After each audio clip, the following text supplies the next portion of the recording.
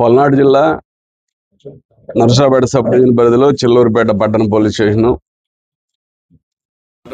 పరిధిలో days back ఈ షేక్ హసీనా అనే అమ్మాయి వాళ్ళ నాన్నగారు వాళ్ళ అమ్మగారు వచ్చి మిస్సింగ్ కంప్లైంట్ చేయడం జరిగింది.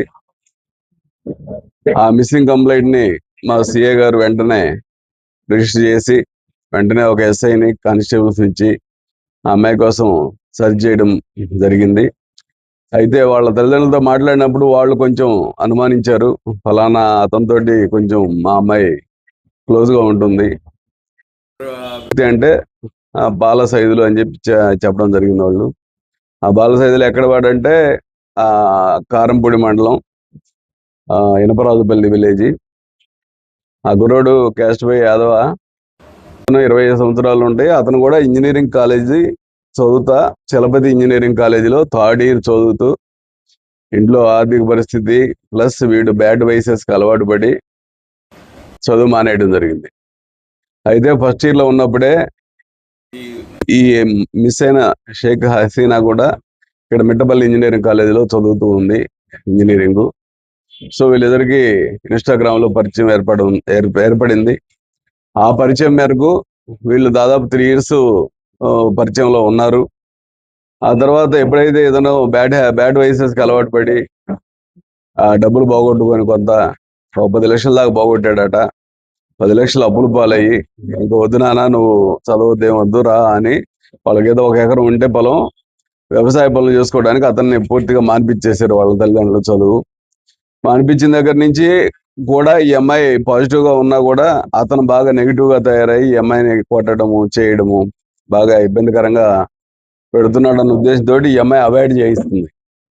ఎప్పుడైతే అవాయిడ్ చేస్తూ పూర్తిగా అవాయిడ్ చేయడం జరిగిందో ఈ అమ్మాయి నాకు దక్కదన్న ఉద్దేశంతో వాడు మొన్న 3 days బ్యాక్ నమ్మకంగా రమ్మని నీతో మాట్లాడాలి పనుంది రమ్మని చెప్పి నమ్మకంగా మంచిగా మాట్లాడి పంపిస్తాను, ఫైనల్ చేసుకుందాం మనం, నువ్వు అవసరం లేదు నాకు కూడా, ఎందుకు చేసుకుందాం అని చెప్పి లాగా చెప్తే ఓకే మంచిది అలాగే చెప్పేసి వెళ్ళింది నమ్మకంగా. ఈ అమ్మాయిని వెంట పెట్టుకొని బుడి దగ్గర ఒక అడవిలాగా ప్రాంతం దగ్గర తీసుకెళ్ళి ఈ అమ్మాయిని గొంతు నూలు చంపేసి చంపిన తర్వాత వీడు ముందే తెచ్చుకున్నటువంటి ఉద్దేశపూర్వకంగా పెట్రోలు బండిలో దాదాపు ఒక 2 లీటర్లు దాన్ని పోసి కాల్చేసి దాదాపు అక్కడ 2 గంటలు దగ్గరే ఉండి, ఎందుకంటే ఐసోలేట్ ప్లేస్ అయినందువల్ల ఎవరు కూడా చూడలేదు, పూర్తిగా దాదాపు 90% కాలిన దాకా దగ్గరే ఉండి ఇతను అక్కడి నుంచి వెళ్ళిపోతూ వాళ్ళ అమ్మగారికి ఫోన్ చేశాడు.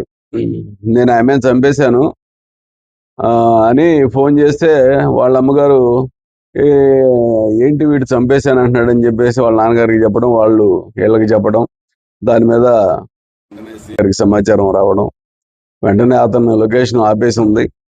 అయితే అతని ఇన్స్టాగ్రామ్ అయితేమి అతను ATM కార్డు ద్వారా వెంటనే మా సిఏ గారు ఆయన ఆధ్వర్యంలో వాళ్ళ ఎస్ఐలు వెళ్ళి వాడిని కారంపొడి దగ్గరే ఎక్కడైతే జరిగిందో దానికి దగ్గరగా ఇతను ఒక హైడింగ్